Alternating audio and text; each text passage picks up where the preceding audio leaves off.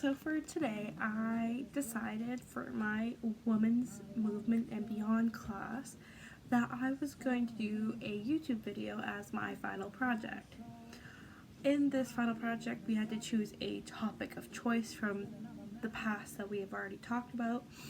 So today I have chose to talk about consent and kind of depth into that topic, more along the lines of Brock Turner and his case. So yeah, today I will be talking about rape and Brock Turner and kind of going into his case and what had happened that day. So for starters, a little about him. He was 22 at the time of the crime. At that time, he was a student at Stanford University, along with the victim as well.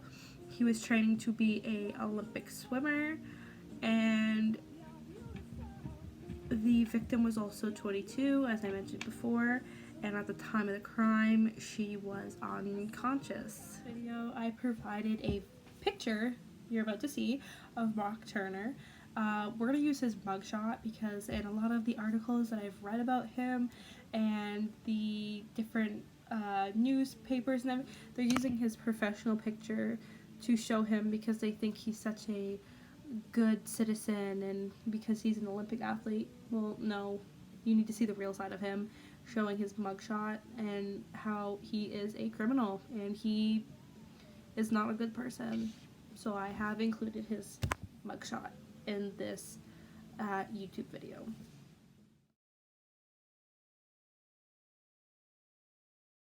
For the crime, it happened on January 18th, 2015 at Stanford University at one of the frat houses.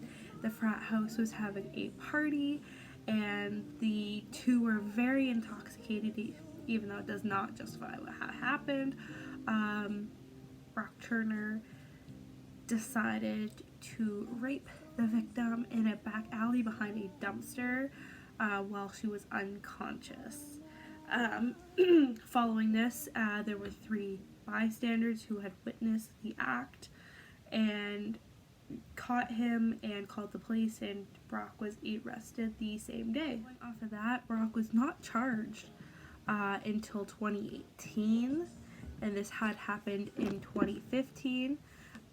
Brock had pled not guilty, but luckily luckily in a sense, was found guilty of 3 felonies: assault with the intent of rape of an intoxicated woman, sexually portraying an intoxicated person with a foreign object, and sexually penetrating an unconscious person with a foreign object. During the trials, different people got to speak how they felt about the trial, including his father. His father came up during the trial and spoke to the jury, basically saying that his son should not be charged and have his life ruined for 20 minutes of his life, and that it was all a big mistake, and that Brock had no idea what he was doing, and that he shouldn't be charged for this, and he shouldn't have to take responsibility for what had happened, as well as the judge felt bad for Brock and tried to make the sentence a little easier on him because he was so young and had no previous charges. The judge felt bad for him because he was training to be in the Olympics. The sentencing, Brock should have gotten at least, I think, 6 to 10 years. He got 6 months, was out in 3 for good behavior. He also, once he was out, he was put on a 6-year probation and is registered as a sex offender for the rest of his life. At the end of the trial, the probation report didn't mention, but another woman who said she had felt upset by Brock about 8 days before. He was making sexual and unwanted physical gestures and advances towards her at another frat house party. The report was presented on the trial record, but it wasn't mentioned before. So in my opinion, Brock Turner did not get the sentencing he deserved. He raped a woman and only got 6 months in jail. That's just insane to me, and he deserves life in prison, to me, honestly. You do not touch or fondle a woman, especially when she's unconscious. I don't care if you're intoxicated, you know what you're doing. You know what actions you are taking. It's very frustrating to see that a man had taken advantage of a woman and people are taking his side because he was in training for the Olympics and that he was so young. But people need to realize he knew what he was doing, especially since there was another woman that had came forward and said he did this.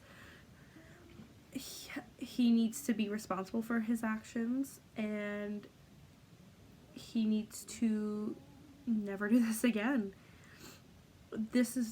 Things like this trial is a big reason why women don't want to come forward, because they're scared that they're going to get judged, they're not going to be believed, and they don't want to be judged because they're just going to be told that they're making it up and they just want the attention, and when in reality they're telling the truth and they're just being told that they're lying because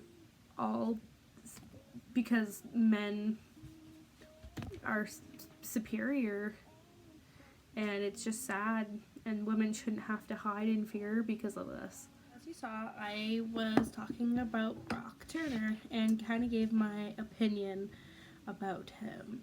And along with my opinion, I know women have come a long way in the world, and we've been working really hard, especially with the Me Too movement, and kind of standing up for ourselves and coming forward and having our justice. But there still are some cases where women aren't getting their justice, and we have to fight hard every day. We're still not, getting equal pay, or we're not getting this or that, and it's just really sad that women have to work 10 times as harder as men, and we're still not getting what we deserve or as equal as them. And it's terrifying, especially as a woman, to see this, especially where your world leaders don't value women the same.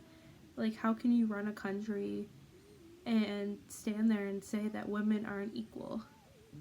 That just baffles my mind. Thank you for watching my video. I've had a really fun time in this class. It's definitely very interesting.